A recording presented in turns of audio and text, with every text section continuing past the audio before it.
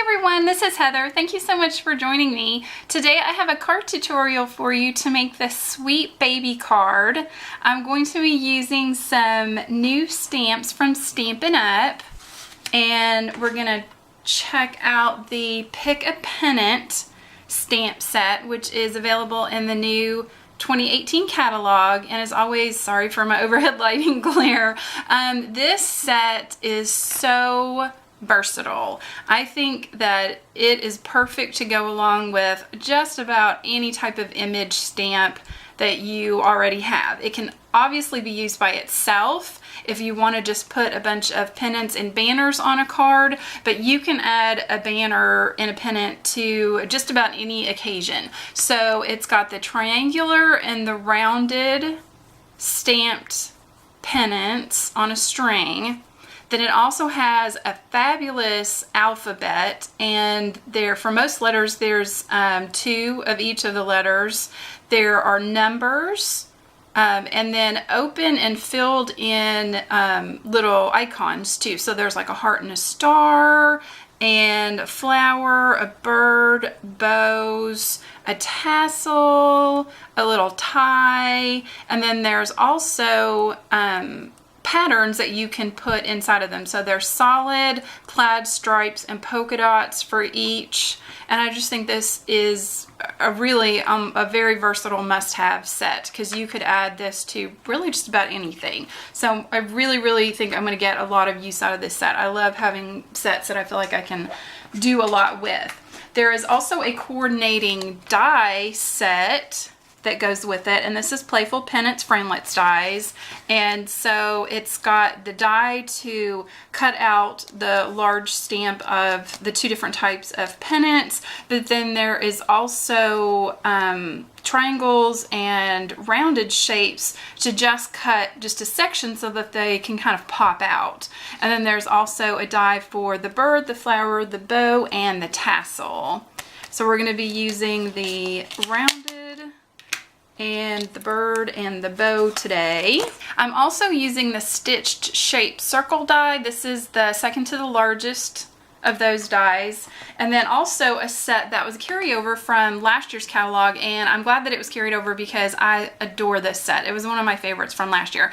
And this is a little wild, and it's got a lion, a bear, and an elephant that you can turn into tags. There's words and accessories that also go along with it, but you can also use them individually without turning them into a tag like we're going to do today. So you're going to need a piece of dark gray cardstock. I've just cut, scored, and folded an 8.5 by 11 piece of cardstock in half. And then I chose one of the pattern papers from the new Tropical Chic pattern paper set. It's got some leaves on the back, but it's got this great just kind of simple pink lines on it, and then also just some white cardstock. And because I'm using alcohol-based markers, I like working with a 100-pound weight cardstock.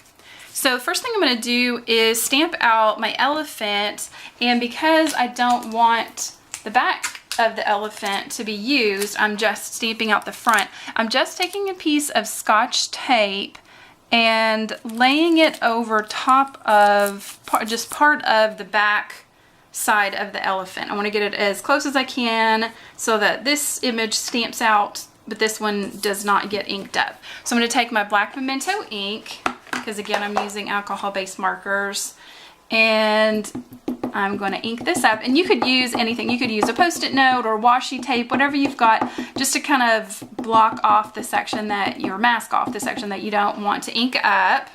So I've inked up the elephant, and this is the most important part. Remember to remove that tape before you stamp, because I have done it many times before where I've accidentally stamped it and gotten a big blob.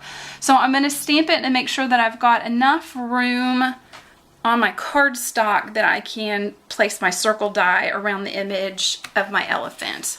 So I've stamped out my elephant. And then also here on my paper with the memento ink as well, I'm going to stamp out the little bird as well as the bow. And these are both from the Pick a Pennant set. I also wanted to share with you the new Simply Shammy from Stampin' Up, and this is a way to clean your stamps. So I honestly have no idea what it's made out of. It feels sort of like a foam. It's purple and it's soft, and you wet it. If you're not familiar with stamp chamois, you wet it down and use it to clean your stamps. As you can see, I've already started using it, and you just wipe your stamp clean. And it will stain the chamois, but it will not come off, and it will not stain your fingers. The ink will not come off of the chamois. So you can use it just like you would your regular cleaner, to regularly clean your stamps, and you do not need to put any stamp cleaner or spray or anything. I've just dampened this wet. But one of the things that it's really great for is if you're using a stamp positioner before you take your stamp off of the base, you can use this to wipe it clean. So it's really convenient. It is recommended that you let these dry flat in between uses and then just run it under water and dampen it again when you're ready to use it. So I thought I would share that with you. So now I'm going to color my images, and I'm using Stampin' Blends markers from Stampin' Up. I'm using Pink Pirouette and Smoky Slate in both light and dark colors. And I'm going to be doing a little bit of blending.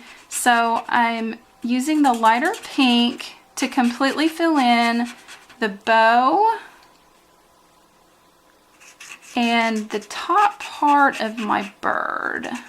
And now I'm taking the darker pink. I'm going to add just a little bit of shading to my little bird and to the bow. And then I'm going to go back over that with the lighter pinks. And now I'm just going to blend those two together so I get that nice shadow. Oops, I forgot his tail. And now on the elephant, I'm going to take the darker pink and give her some color inside of her ears. And give her some cheeks. And also paint her toenails. Now I'm going to take the lighter gray and everything that I haven't colored pink, I'm going to color in with the light gray. So avoiding the pink, I have just filled in my elephant with the light gray. And now I'm going to go to the bird, and with the dark gray, I'm going to fill in his belly. And then I'm going to add some shading and shadowing with the dark gray on my little elephant. Adding a lot where there should be shadows, like under her face and her trunk.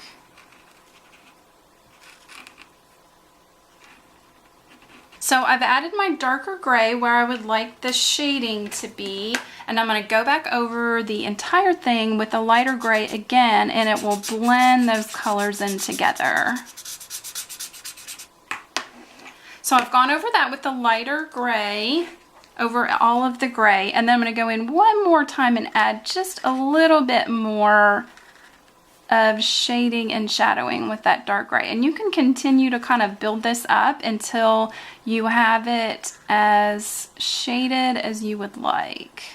So I'm happy with the way that my elephant looks, and I'm going to grab some Daffodil Delight and add just a little bit of yellow to the beak and feet of my bird. And now I want to add just a little bit of shadow underneath my elephant, just so that it doesn't look like that she's floating out in space. I'm going to use the light gray and add just a little bit of shadow under her. And now I'm ready to die cut. So I'm going to take my stitched circle die and position that over top of my elephant. I'm using a couple of pieces of repositionable tape. You could use washi tape or post-it tape, any type of low-tack tape. And I'm going to tape that so that she's in the center. I'm going to do the same thing with the bird and the bow dies, and I'm going to run these through my die cut machine. Oops, I forgot. Before I actually run that through the die cutting machine, I also want to cut out my pendant die. So I'm going to do the same just on the plain white cardstock. I'm just going to tape that pendant into place. And so this way I only have to make one pass through my die cutting machine. I'm going to die cut all my images out at once.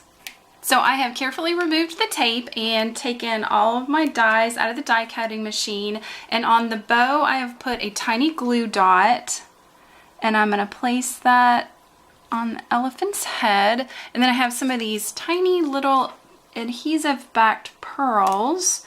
I'm going to place one of those right in the center of that bow, and we're going to set that and our bird off to the side for now.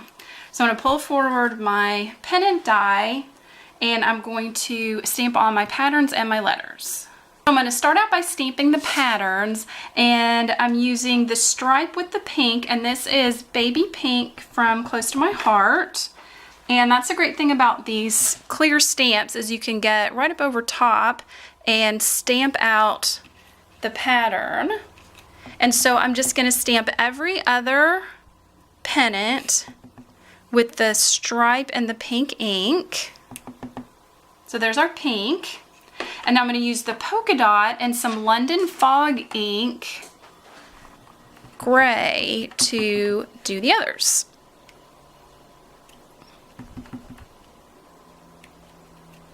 So I'm going to bring back over my black Memento ink, and I'm going to ink up the words and stamp that on the lower left hand side of my pattern paper. Like that.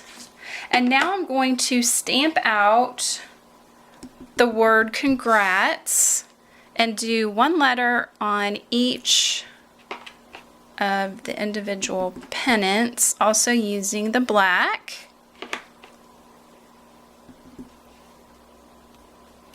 So I'm done stamping out all the patterns and the letters on my pennant. I think it looks really cute, and there's a lot of space here, so you could spell out a lot of different words. You could also, you know, trim it off if you have shorter words, would work as well. So I think that's just really fun. So I'm just going to adhere my pattern paper to my card base.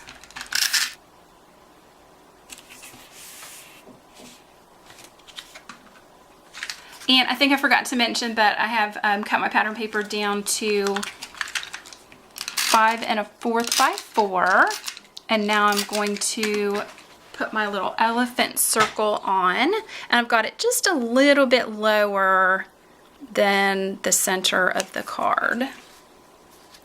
And now I have adhered foam tape to the back of my bird and my pennant.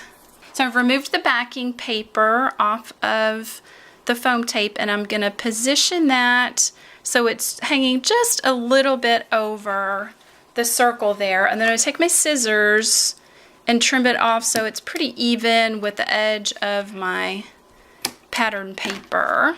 And I've got foam tape on the back of the bird as well, and I'm going to set him down so that he's sitting on top of the banner there. And there is our finished card. I think this makes such a sweet baby card. You could obviously change up the colors to whatever you would like, and I think this Pick a Pennant set is really fun to mix and match with all different types of images and cards. So I hope you enjoyed this card tutorial. Thank you so much for joining me. If you liked it, please give it a thumbs up, and be sure to check out my channel. I have lots of other card tutorials and videos for you to check out. Thanks for joining me. This is Heather. Bye.